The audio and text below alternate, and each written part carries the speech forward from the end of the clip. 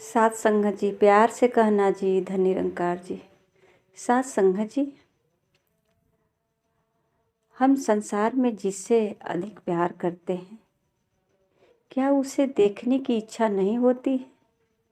क्या उसको जानने की इच्छा नहीं होती? जो हमारा सब कुछ मदद करता है, जिससे हम हर वक्त आशा रखते हैं, हर दुख में पुकारते हैं, हर मजबूरी में, लाचारी में पुकारते हैं, मुसीबत में। पर सत्संग जी वो है कैसा? कभी जानने की इच्छा नहीं हुई कि ईश्वर कैसा है, परमात्मा कैसा है, जिसे मैं हर जगह ढूंढता हूँ और ढूंढ रहा हूँ ऐसे जैसे मुझसे बिछड़ गया हो। पहले कभी मिला था और अब बिछड़ गया है, उसे खोज रहा हूँ। तीर्थ में, व्रत में, उपवास में, नदी में, जंगल में, पहाड़ों में, मूर्तियों में, इंसानों में, हर जगह ढूंढता रहता हूँ। जैसे मिलेगा तो हम पहचान जाएंगे। साथ संगत जी, एक तरफ तो ये भी कहते हैं कि परमात्मा हमारे अंग संग है, परमात्मा हमारे पास है, पत्ते पत्ते में है, डाली डाली में है, रोम रोम में है, रग रग में है। फिर भी सत्संग जी, हम ढूंढते हैं, इतना करीब है फिर भी हम ढूंढते हैं। अगर सत्संग जी ये रग रग में है, रोम रोम में है, तो फिर हम नदियों में क्या ढूंढ रहे हैं? फिर हम पहाड़ों में क्या ढूंढ रहे हैं? जंगल में क्या ढूंढ रहे हैं? वृक्षों में क्या ढूंढ रहे हैं? सत्संग जी, ये सब हमारे भटकने का एक ही कारण हो सकता है, अज्ञानता, जानकारी नहीं है। साथ संगत जी, जब तक हमें ये जानकारी कराने वाला कोई मार्गदर्शक नहीं मिलेगा, तब तक हमारा ये कहीं ठहराव नहीं हो सकता। जो हम भाग रहे हैं, दौड़ रहे हैं, जिसको खोज रहे हैं, वो मिल नहीं सकता। ये हमारी मंजिलें नहीं मिल सकती है। ये पूरे जीवन बिता देंगे खोजते खोजते, भागते भागते। ये है कैसा? अगर मिलेगा तो हम पहचानेंगे कैसे? साथ संगत जी, हम ऐसे ढूंढ रहे हैं जैसे वो बहुत पहले का बिछड़ा है। परमात्मा कैसे बिछड़ सकता है? अगर ये पत्ते पत्ते में है, रोम रोम में है, तो फिर बिछड़ा कब? सबके घट में है, कड़कड़ में है, तो फिर बिछड़ा कब? साथ संगत जी, ये सारे हमारे करामात जो है अज्ञानता के कारण है। आइए साथ संगत जी, सतगुरु के चरणों में 100% विश्वास करके, सतगुरु माता सुदीक्षा जी महाराज, साथ संगत जी, आज ये ईश्वर निराकार का सत्साकार करा करके सारे भ्रम भ्रांतियों को मिटा रही हैं। और साथ संगत जी, परमात्मा का पहचान करा करके सारे भ्रम से दूर। और साथ संगत जी, अब खोजने की ज़रूरत नहीं, बस पहचान हो गई, परमात्मा हमारे पास है।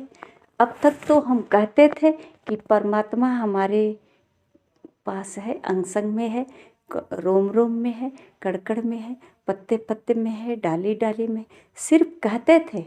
पर अब पहचान होने के कारण सब जगह महसूस करने लगे, देखने लगे। यह सच है साथ संगत जी कि सतगुरु के चरणों में आ करके हम परमात्मा का पहचान कर सकते हैं। ईश्वर निराकार का पहचान कर सकते हैं। साथ संगत जी, जैसे कि सुनार सोने को गलाए या आकार देकर नाना प्रकार का जेवर बनाए, चाहे नाक का नथिया हो या कान की बाली हो, हाथ की चूड़ी हो या फिर अंगूठी हो या झुमका हो या मांग का टिक्का हो, जो भी हो सत्संगत जी, हम तो इसका नाम रखे हैं, ये है तो सोना ना। और सत्संगत जी, अगर इन सबको गला दिया जाए तो सोना होगा, अगर इसका आकार दिया जाए तो ये भी सोना होगा। सत्संगत जी, फर्क इतना ही होता है कि इसको आकार देने के लिए थोड़ा मिलावट होता है, ताकि सोना इतना नाजुक है कि हम जैसे चाहे वैसे आकार नहीं दे सकते। इसका लचीलापन जो है चूड़ी कंगन नहीं बना सकता, इसलिए हमको इसको आकार देने के लिए मिलावट करना पड़ता है। साथ संगत जी,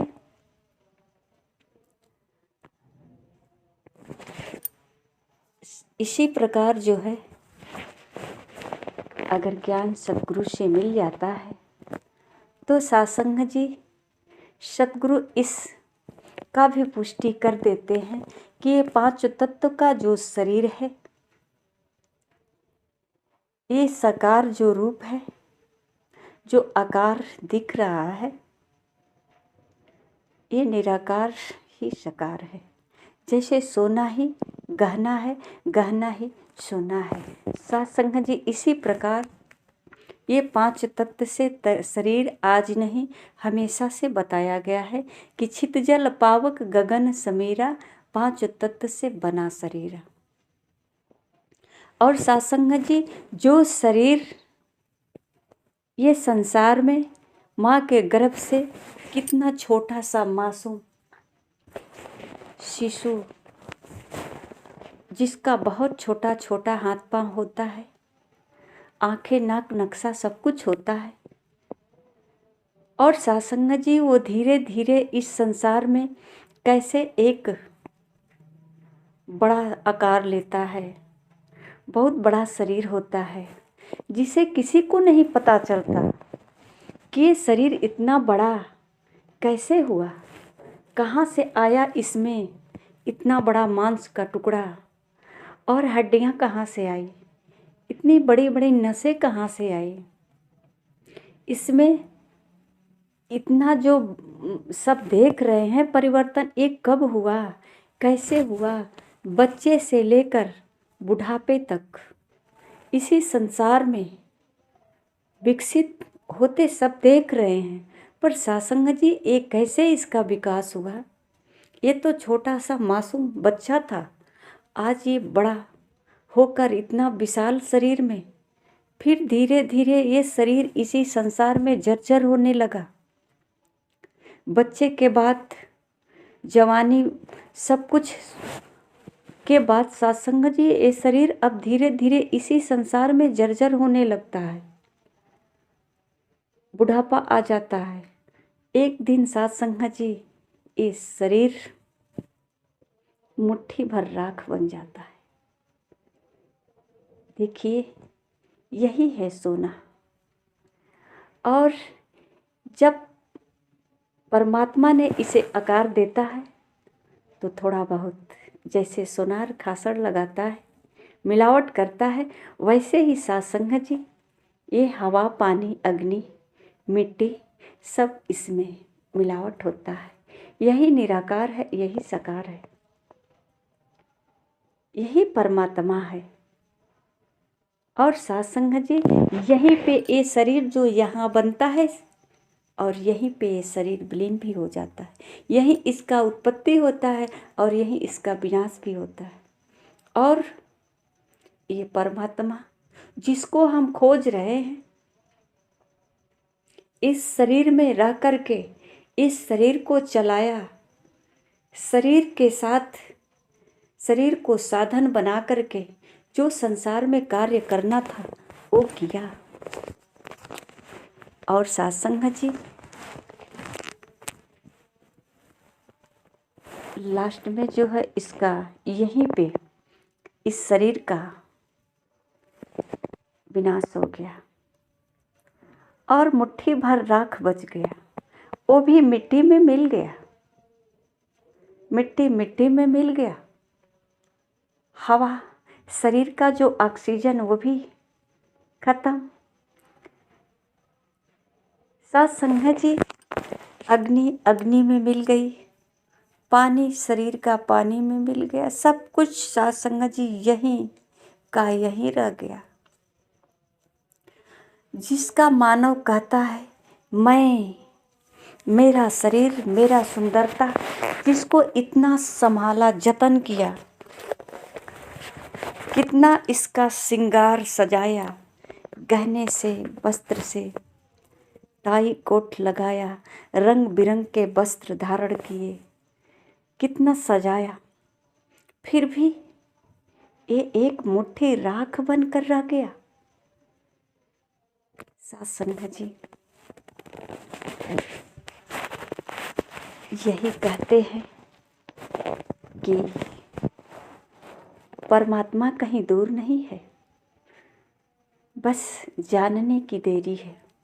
और ये जानकारी केवल सतगुरु के द्वारा ही हो सकता है। और सतगुरु कौन होता है? सत्संग जी हर युग में परमात्मा जो है मानव के रूप में